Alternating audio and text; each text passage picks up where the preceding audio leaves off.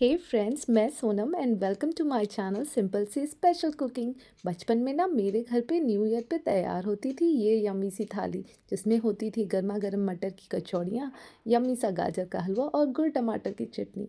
तो बड़ा nostalgic feel हो रहा था। मन किया इस प्लेट को रिक्रिएट करने का और आप लोग के साथ शेयर करने का। तो चलो शुरू करते हैं। तो सबसे पहले 1 कप मटर को बॉईल कर लेंगे और चेक करेंगे, जब वो मैश होने लगे तो उसे स्टेन करके अलग कर लेंगे। अब 5 से 6 मीडियम साइज़ के टमाटर को रफली चॉप कर लेंगे और फिर एक पैन में 1 बड़ा चम्मच सरसों का तेल, तेज पत्ता, 5-6 लाल मिर्च डालकर तड़कने तक पकाएंगे। अब इनमें चॉप किए गए टमाटरों को डाल देंगे और उसे स्टर फ्राई कर लेंगे।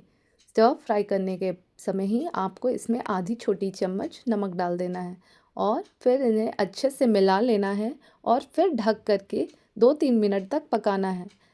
इससे टमाटर अच्छी तरह से गल जाएंगे। देखिए ये बिल्कुल गल चुके हैं। अब इसी पॉइंट पे इसमें आधी कप जेगरी पाउडर या आप नॉर्मल गुड़ भी ले सकते हैं, इसमें डाल दें और इसे मिलाते हुए पकाएं।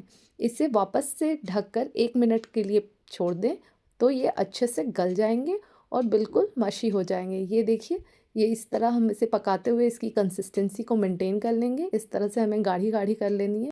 देखिए इसका कलर भी डार्क हो चुका है और ये तैयार है। अब इसे बोल में ट्रांसफ़र कर लें और ये मीठी चटनी सर्व होने के लिए बिल्कुल तैयार है।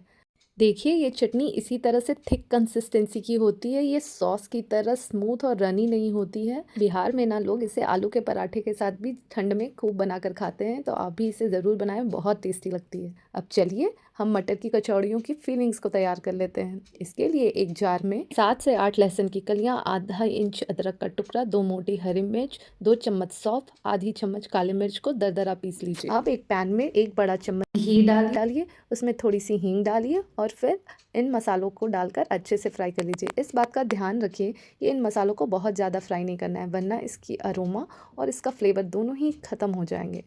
अब हमने जो बॉयल मटर रखा है उसे अच्छे से मैश कर लीजिए और मैश करके इनमें डालिए और अच्छे से फ्राई कीजिए। इसी पॉइंट पे इसमें आधी चम्मच पिसी हुई चीनी, नमक स्वाद के अनुसार, 1 छोटा चम्मच आमचूर का पाउडर और थोड़ा सा गरम मसाला मिलाकर अच्छे से फ्राई कीजिए। इसे हमें अच्छे से फ्राई करना है और बिल्कुल ड्राई प्रिपेयर करना है।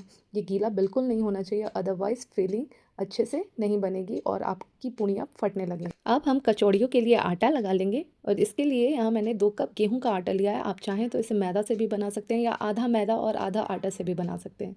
और इसके साथ ही मैंने 1/4 कप बारीक वाली सूजी ली है ताकि थोड़ा क्रंच आ पाए। हल्का सा नमक डालिए और 3 बड़े चम्मच इसमें आपको डालना है घी और उसके बाद ऐसे मसल मसल के सारे आटे को आप मिला लीजिए जब तक ये इस तरह से मुट्ठी ना बन जाए। अब इसमें थोड़ा थोड़ा पानी डालकर गूँथ लीजिए और हमें एक सॉफ्ट सा डो तैयार करना है। हमें बहुत ही हार्ड डो तैयार नहीं करना है, क्योंकि अगर डो हार्ड रहेगा तो फीलिंग्स फटकर बाहर निकल जाएंगी। इसीलिए हमें बिल्कुल नॉर्मल रोटी की तरह एक सॉफ्ट डो लगाकर तैयार करना है। देखिए इस तरह से आप इसको अच्छे से गूँथिए और गूँथ करके एक सॉफ्ट डो लगा लीजिए। सॉफ्ट डो लगाने के बाद इसे आप 5 मिनट का रेस्ट दीजिए। 5 मिनट के रेस्ट के बाद आप इसे दोबारा थोड़ा सा गूँथिए और बस ये तैयार है। देखिए अगर आप मैदे से डो लगाएंगे तो नो डाउट आपकी पूड़ियाँ ज़्यादा खस्ता बनेंगी, पर मेरा मानना है कि अगर घर में हम कुछ हेल्दी ऑप्शन ट्राई करें तो ज़्यादा बेटर रहता है। तो बस अब इनकी छोटी छोटी लोइयाँ काट लीजिए और ऐसे गोल गोल करते हुए कैविटी बना लीजिए। फिलिंग्स की भी बॉल बनाकर इस तरह से आप उसमें फिल कर लीजिए। देखिए फिलिंग बिल्कुल ड्राई है और आपको भी इसी तरह ड्राई फिलिंग ही तैयार करनी है। अब गोल गोल गोल घुमाते हुए इसे हल्के हाथ से बंद कर लीजिए और एक्स्ट्रा आटा को निकाल दीजिए। अब इस तरह से इसे रोल कर लीजिए और हल्का सा तेल में डिप करके इसके हल्के हाथ से छोटी छोटी पूड़ियाँ बेल लीजिए। आप इसी तरह से आप इसकी सारी पूड़ियाँ बेल के तैयार कर लीजिए। देखिए पूड़ियों को हमें बहुत तेज़ खौलते हुए तेल में नहीं डालना है, इसे हमें गुनगुने तेल में डालना है। तो आप फ्लेम को लो रखिए। लो फ्लेम पे ही पहले हम इसे धीरे धीरे अलट पलट करके पकाएंगे और जब एक बार ये फूल जाएंगी, देखिए इस तरह से जब एक बार ये फूल जाएंगी, अपना शेप ले लेंगी, तब हम फ्लेम को थोड़ा मीडियम करेंगे और उसे सेकेंगे मीडियम फ्लेम में जब तक कि गोल्डन ब्राउन ना हो जाए। देखिए इस तरह से ये देखिए ये फूल गई हैं बिल्कुल। अब इसे पलट लेंगे और इसे फिर मीडियम फ्लेम करके हम गोल्डन ब्राउन होने तक इसे डीप फ्राई करेंगे। हमें अभी भी फ्लेम हाई नहीं करना है, नहीं तो पूड़ियों में वो क्रंच नहीं आएगा। देखिए पूड़ियाँ कितनी फुली फुली और खास्ता बन के निकल रही हैं। आटे से भी ये पूड़ी उतनी ही खास्ता बनेगी और उतनी ही मज़ेदार बनेगी, इस बात की गारंटी है। अगर आप इस तरह से इसे बनाएँगे, बिल्कुल आपकी खास्ता-खास्ता पूड़ियाँ बन के निकलेंगी। और अगर आपकी मटर की कचौड़ियाँ फट जाती हैं ना, आप इस तरह से ट्राई करके देखिए, गारंटी कभी नहीं फटेगी और कभी आपकी रेसिपी फ़ेल नहीं होगी। साथ ही आटे को यूज़ करने से ये हेल्दी भी हैं। ये देखिए पूड़ियाँ बिल्कुल तैयार हैं और सबसे अच्छी बात इनकी ये है कि पूड़ियों ने बिल्कुल भी तेल नहीं पिया है, देखिए कितनी ड्राई है। तो चलिए प्लेट लगा लेते हैं।